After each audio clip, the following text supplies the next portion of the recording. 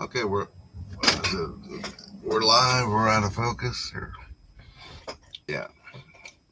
Can I blur the background here? Anyway, so we're on to the next book. It's a little blurry. Let's see if that helps. Let's see what the hell's going on here. It's like really. So yeah, I don't know if I made it any better. It seems like it's kind of blurry. So yeah. Since I've been spending a lot of this month reading James Joyce's Ulysses, I think of Markson. I mean, he wrote this book. It was part of a 4 novel thing. He did it towards the end of his life. Let's see if we can find anything about this. This is not a novel. So I remember reading Writer's Block when it came out, and the last novel. Yeah, they called it the Note Card Quartet. So in the picture that's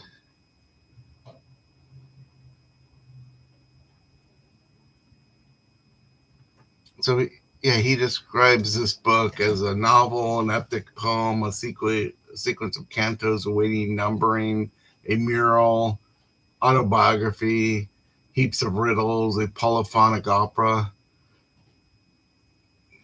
an ersatz prose alternative to the wasteland, a treatise on the nature of man, an assemblage, a contemporary variant to the Egyptian Book of the Dead, a kind of a verbal fugue, a tragedy, a volume. Let's see, a comedy, his synthetic personal Finnegan's Wake, and more. In this is not a novel. The writer character states a novel with no imitation of story whatsoever. Writers would like to contrive. Reader's Block likewise calls it itself a novel of intellectual reference and allusion.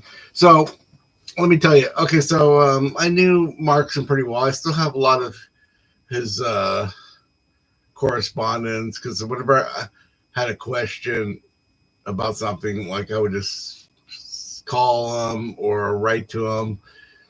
He wasn't an email guy. But he would send back these kind of cards and stuff. He was really into the index cards, and that's where he wrote most of his novels. And in fact, the New York Times, sometimes they would just call him up and ask him to fact check something, and ask him because he was such a well-read guy. And you see that picture of me with him, and it's the in this video.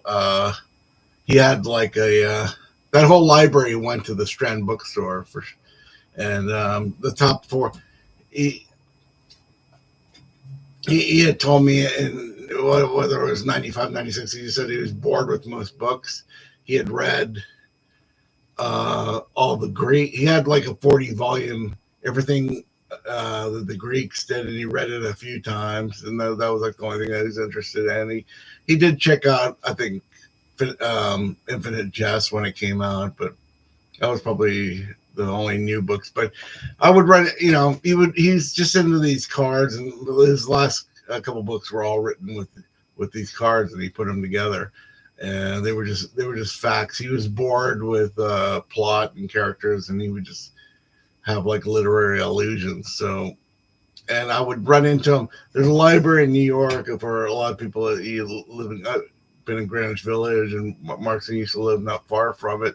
The library on 10th Street and 6th Avenue, right there. It's like some old kind of castle-like building right there. And I had a couple friends that lived like very near there, and I would go there and sometimes use the computers in the basement, and he would be down in there looking at all these like encyclopedias and stuff, and like gleaming these old books.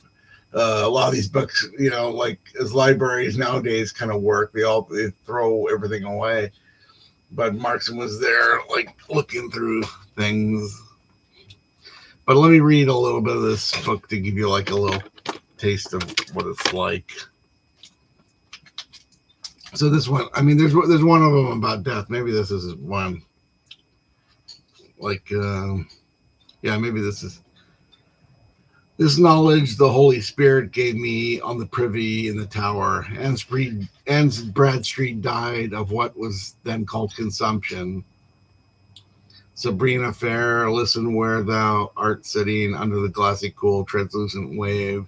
Domenico Scarlatti was known to cross himself in veneration when talking about Handel's skill at the organ.